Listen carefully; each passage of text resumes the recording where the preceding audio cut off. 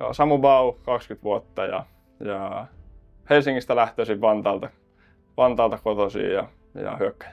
Mutta nyt Tampereella, mikä on saanut miehen tänne Tampereelle ja Ilvekseen. Helsingistä kuitenkin lähtöisin. No joo, että siellä pelannut koko junnuvuodet, niin olihan se iso askel lähteä, mutta silloin pari vuotta sitten kun tulin, niin tämä vaikutti niin hyvältä ja uudelta ja täällä on hieno meininki ja uusi halli ja niin hyvä mahdollisuus kehittyä silloin kun tulin ja vieläkin toki, että ehkä siinä ne päällimmäiset syyt, miksi täällä nyt ollaan. No mennään kuitenkin sinne lapsuuteen ihan alkuun. Minkälainen lapsuus, Samu, sulla ylipäätään oli? No joo, tosi positiivisia muistoja, että Vantaalla omakotitalossa kasvettu ja mukavat naapurit ja mukavat kaverit ja paljon urheilua ja vanhemmat, jotka välitti, niin ne on kyllä positiivisia fiiliksiä siitä lapsuusajasta. Ja jääkiekko ilmeisen nuorena tullut myöskin peliin mukaan. Minkälainen oli sun startti jääkiekkoilijauralle? No joo, isä pelasi johonkin ajunnuihin asti ja veli pelasi siinä ohella niin joskus 2-3-vuotiaana ehkä johonkin kiekkokouluun sitten meni. Ja olisiko ollut Vantaan kiekkokoulu, että sieltä lähti taivaan liikenteeseen. Ja siitä sitten Vuosaaren Viikinkeihin, minkälainen joukkue se oli? Joo, jossain vaiheessa mentiin sinne. Että siellä oli Lindi Juha oli coachi, niin jotenkin ehkä sen kautta sitten menin sinne ja siellä sitten vierähtikin muutama vuosi enemmän.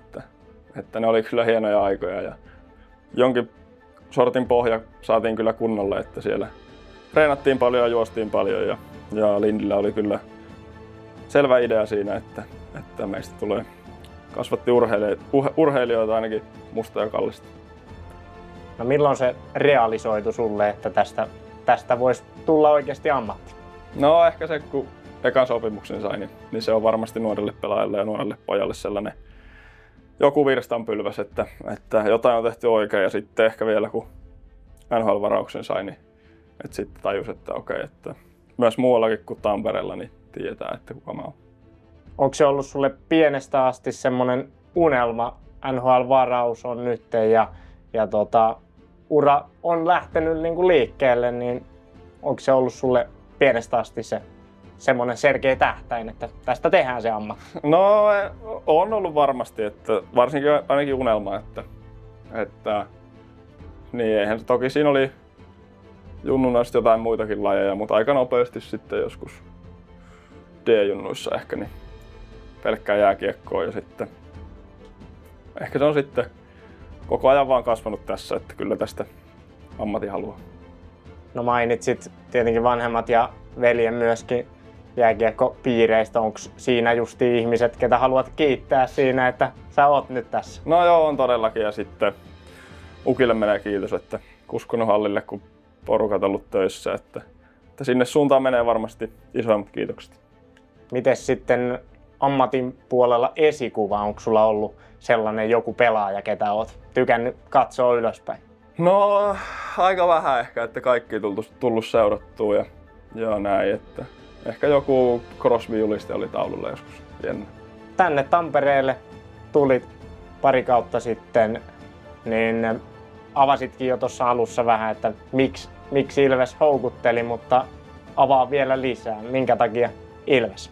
No joo, niin kuin sanoin, niin silloin koin, että oli hyvä mahdollisuus kehittyä täällä ja täällä silloin oli myös toi mestistukijoukkue tuossa vieressä, niin koin, että niistä oli mulle hirveä hyöty silloin, että pääsi miesten pelejä pelaa ja sitten ajunnuissa. Ja, että niin kuin, se alku oli tärkeä mulle ja sai siitä niin kuin hyvän startin ja sitten niin kuin sanoin, niin hienot fasiliteetit.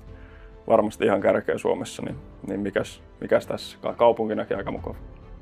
No Helsingin seudulla olet lapsuuden viettänyt, niin milläs lailla tää Tampere vetää vertoja sille? Meneekö ohitte? No ei ehkä ohitte, mutta toki on tää upea paikka ja sopivan kokoinen ja kaikki mitä haluaa tehdä niin löytyy täältä, että ei ole kyllä valittamista. Jos Nokia-areenaa ei saa sanoa, niin mikä on Tampereella semmoinen lempipaikka? No mä sanoin vaikka Golf Pirkkala. No minkälainen merkitys sulle on Ilveksellä? Muutama vuoden kokemuksella. Kuinka iso juttu Ilves on sun sydämessä? No tosi isoksi alkaa tulee, että huomaa kuinka tärkeää se on myös toki organisaatiolle, mutta tavallaan kaupungille ja yhteisölle ja faneille, että on niin kuin, joka paikassa on Ilves-tarroja ja jokainen Tampereella tietää Ilveksen ja on niin kuin hieno seurata sitä, hieno olla osa tätä yhteisöä kyllä, että välillä pitäisi itsekin ehkä vähän tajuta, että aika hienoa tää on ja nauttii vaan. No jos mennään tämän kauden Ilves-joukkueeseen, niin miten sä kuvailisit tällä alkukauden otannalla nyky-Ilvestä? No joo, makea porukka on kyllä kasassa, että huippuäjiä ja jätkiä, jotka haluaa vetää joukkueelle ja ollaan tiivis nippu kyllä ja vähän eri kansalaisuuksia, mutta ei ole kyllä vaikuttanut, että eri kieltä puhutaan osien kanssa, mutta on kyllä makea porukka ja niin kuin hienoa tulla hallille joka päivä ja samanhenkisiä jätkiä, niin on kyllä hyvä porukka. No sä oot tietenkin joukkueen nuoriso-osastoa, mutta minkälainen rooli sulla on tässä joukkueessa? Mitä sä haluat tuoda tälle joukkueelle?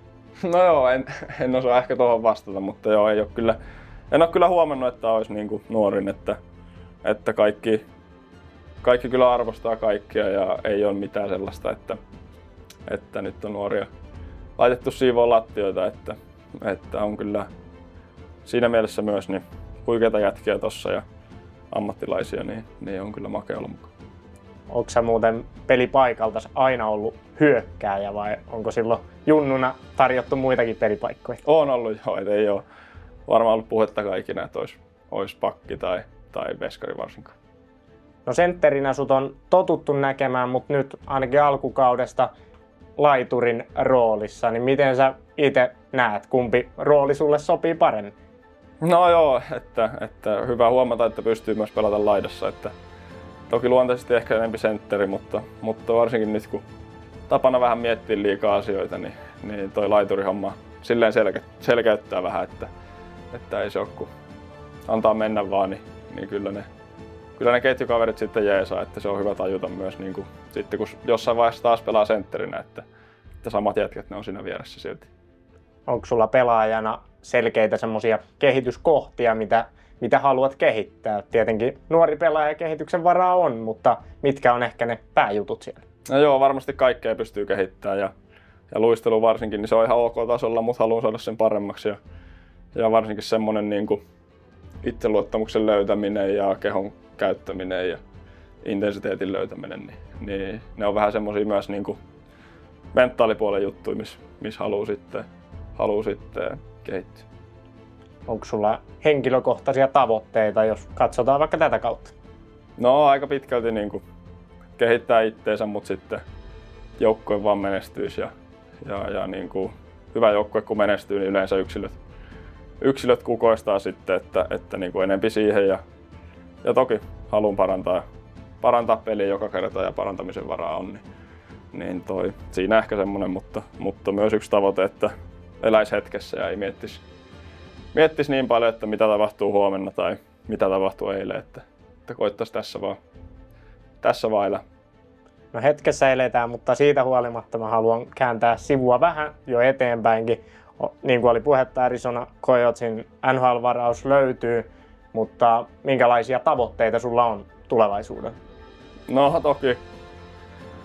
toki se varaus siellä on, mutta se nyt ei sillä lailla vielä takaa mitään, että hommia pitää silti tehdä joka päivä ja uskon siihen, että malttaa vaan tehdä perusasiat hyvin, niin kyllä ne sitten huomataan ja toki eka pitää liigassa pelata hyvin, että voi mihinkään päästä. Että ehkä niin kuin sanoin, niin pyrin olemaan miettimättä noita asioita, että haluan vaan pelata seuraavan pelin aina vaan paremmin ja jokainen peli on mahdollisuus parantaa. Mennään näille. Kiitos. Kiitos.